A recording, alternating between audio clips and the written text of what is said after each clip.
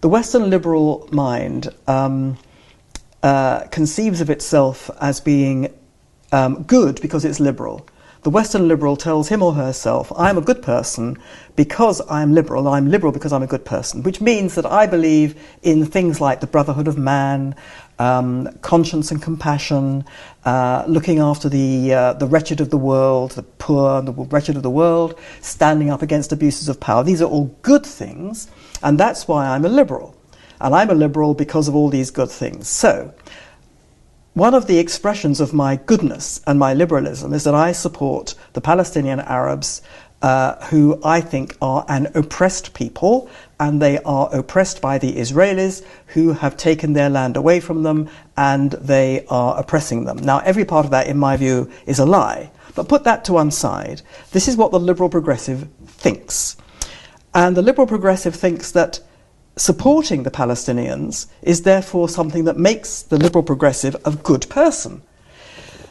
October 7 happened, and suddenly you have a situation in which the people that the liberal progressive has supported as being oppressed, and everything they do is a legitimate defence or resistance against oppression, suddenly we can see that those people have turned into the most bloodthirsty savages that could ever be imagined, in which the people that they have supported as being oppressed and good people because they're victims are these savages. And the people they have represented as oppressors are the victims. They can't have that.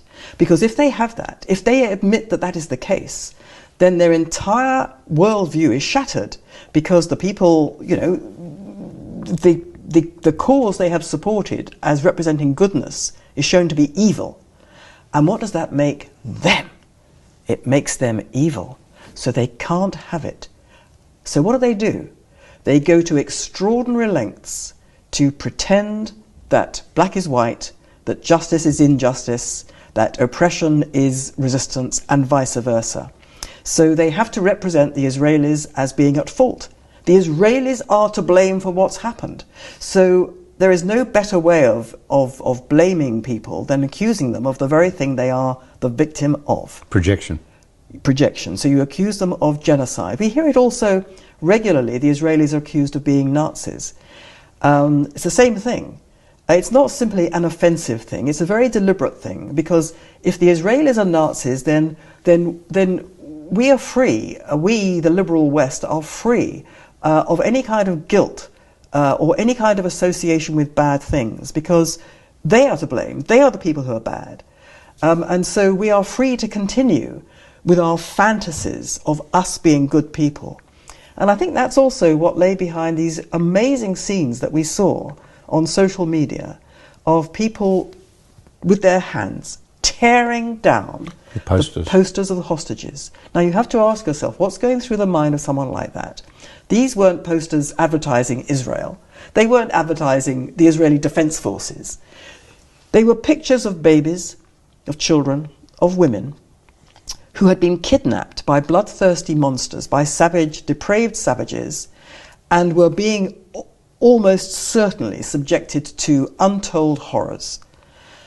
And yet they were torn down, and the faces of the people tearing them down were contorted very often with rage and hate. And you have to ask yourself, what's going on in the mind of that person? And it seemed to me that they had to literally with their fingernails tear it out of sight. It was something that could not be tolerated to be in existence at all. The very concept of the Israeli babies and children as victims of the people they had been supporting, because it contradicted the narrative on which they had hung their own moral worth. And it seemed to me also they were tearing the Jews out, trying to tear the Jewish people completely out of their world, out of their sight, out of their world, out of their minds, out of their thoughts, and out of their consciences. That's to me what it represented. And this whole inversion of genocide thing is part of that. It is not just disgusting. It is not just ridiculous. It's evil.